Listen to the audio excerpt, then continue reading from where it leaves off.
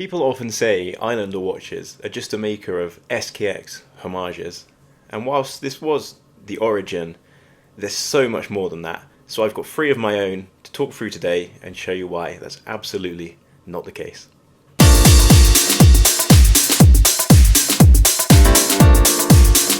So here is my personal collection of Islander watches. So starting with the ISL-44. This is the one I've had the longest.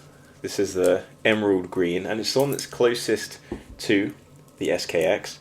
So what we've got here is a 43mm watch. I think it's actually been discontinued as it is here, although I think they still sell an emerald green dial, but with the orange seconds hand. So anyway, I mean, all of these sapphire crystals on all of them, full stainless steel. But what attracted me to this particular Islander, and I think this was one of the first releases, is that absolutely gorgeous emerald green dial. I'll just pull it a bit closer so you can see there. So it's like a deep emerald green, is that what you'd call it? Nice polished surfaces there around the bezel insert. So catches the light nicely. This one's well used. I think I've had it, must be close to 3 years now, something like that. So yeah, it's scratched up, it's taken some abuse. It did come on a Jubilee bracelet. I swapped this out for an Oyster because I much prefer the look of it on the Oyster. I do have the Jubilee somewhere, but yeah, it keeps great time. It looks fantastic. You've got the signed crown, polished edges, easily grippable coin edge bezel there, so a little bit of ASMR for you. Go to the mic. Yeah, kind of like dampened Seiko clicks. If you know a Seiko bezel, you know they're sort of like they use a damper ring inside, and you get these. Some people call them mushy. I call them smooth. I like it. I like the dampened kind of click. All right, so yeah, that's the one I've had the longest. Really good watch, good lume. I think I paid $299 US for this one, and obviously yeah, I've upgraded the bracelet, but everything else is the same. It's got the old style full polish case back there with Long Island and just 200 meters sapphire island watch, and I'll pop that one on the wrist. So there it is on my 17.5cm wrist, so fits really nicely. I can't judge a bracelet too much on this because, as I said, I think this might be a strap code bracelet. I can't remember where I got it from, but anyway, even with the original bracelets from Long Island Watch, you still get free micro adjust. That was what originally came on this, so you get a comfy fit. Looks great, yeah. And yeah, so moving on to the blue waffle dial. So this is the ISL-89, 42mm. This one currently out of stock, but I think it's coming back. You can sign up if you want to be alerted when it's back in stock. This one I picked up on the used market really cheap, and I couldn't turn it down. But I love this waffle dial again. I'm a sucker for a good dial, and yeah, this one does not disappoint. So yeah, full ceramic bezel on this one, loomed ceramic bezel as well. Let's give it a little bit of juice just to get it going. Very smooth crown. There's no wobble in there. Even sometimes you pop a crown and you start winding it and you can feel the wobble, but nothing like that on this one. So yeah, well and truly dead. It's been sat in my watch box for a little while. I prefer the crown on this one. I know, again, this is more faithful to the SKX design, but having this nice chunky crown without the crown guards, really easy to grip, really easy to wind, really easy to set the time. Chapter ring works amazingly well on this design. The blue waffle dial with the blue ceramic there, and this kind of silvery metallic chapter ring. It just looks awesome from, I'd say, every angle other than straight on. Straight on looks okay, but when you get the angles, you get the depth, and you get the shine off that chapter ring. I think that's where this one really shows its strength. So again, polished sides, coin edge bezel. This one again, same nice dampened sound. Yeah, really nice watch, really good quality. Price on this one, I think these are also $299. So amazing deal for something with a nice textured dial, its own kind of unique design language, and signed crown again. This one's still on the old caseback style, and this is the original bracelet. So clasp on this, Obviously, you've got milled here, and then just the shell is pressed with 3 holes of micro adjust. So yeah, easy to get a good fit. And again, on my 17.5 centimeter wrist, that's how it looks. So really nice fit, really comfortable watch, and yeah, highly recommended. And a step away from just being a replacement to the SKX, and I think you know, a good step in the right direction in terms of originality and original designs from Long Island Watch. And then finally, try and put that back up.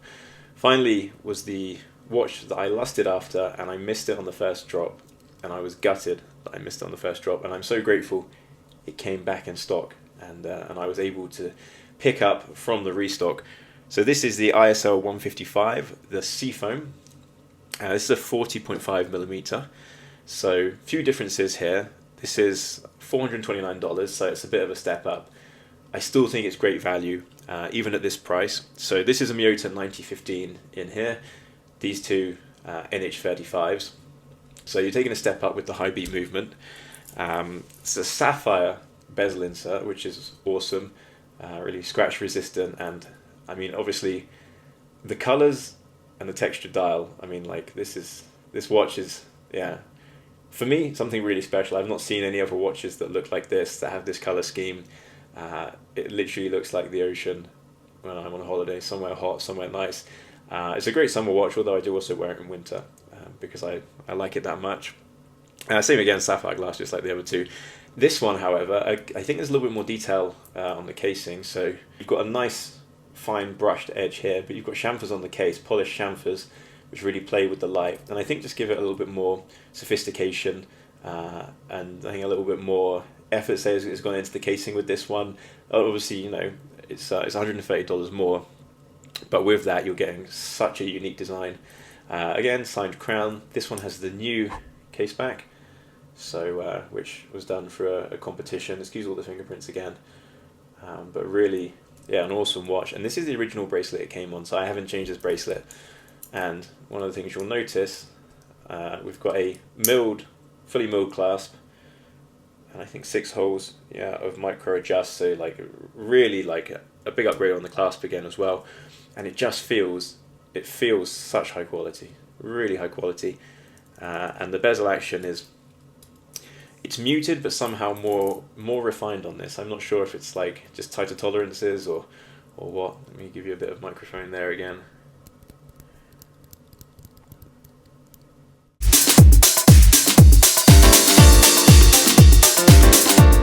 There's always a few areas I think for improvement, and I picked the Seafoam as it's the newest release I've got, and I think for the money it is really good value for money. But the improvements that I would like to see, I would still prefer a brushed case back. I think if it would be possible to do like a sort of radial brush on this, and you know, it's an awesome design, but polished case backs, they just pick up so many scratches, and yeah, I don't know, easy to polish out, but I would prefer, I think, as a brushed case back. And then the other thing is the clasp here. It's a big improvement, but it would still be great to have some sort of micro adjust. Now I know Mark has mentioned on his channel, and he actually sells these particular clasps here. So they have the ratcheting mechanism. By the way, really nice sort of like pelage finishing in there, and so you just pull that back and tab there, and then you've got a ratcheting mechanism. So honestly, something like this would be great if it was provided with the Islanders.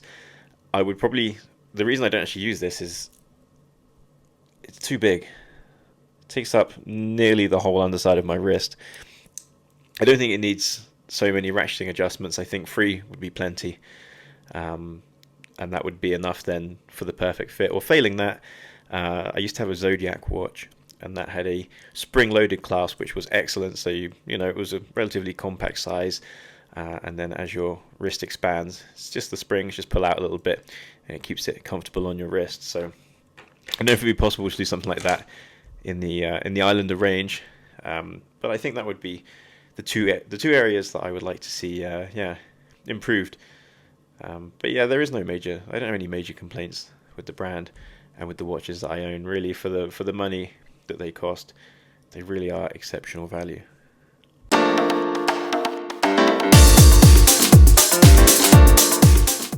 In closing, I think these three watches demonstrate just where Islander is going, what they can do, and that they are so much more than SKX homages. And I think more and more people are getting switched onto that fact. So, like me, many people are more excited to see what comes next from the brand. I'd be interested to hear your thoughts on Islander, your experience with the brand, and yeah, any feedback you have as well.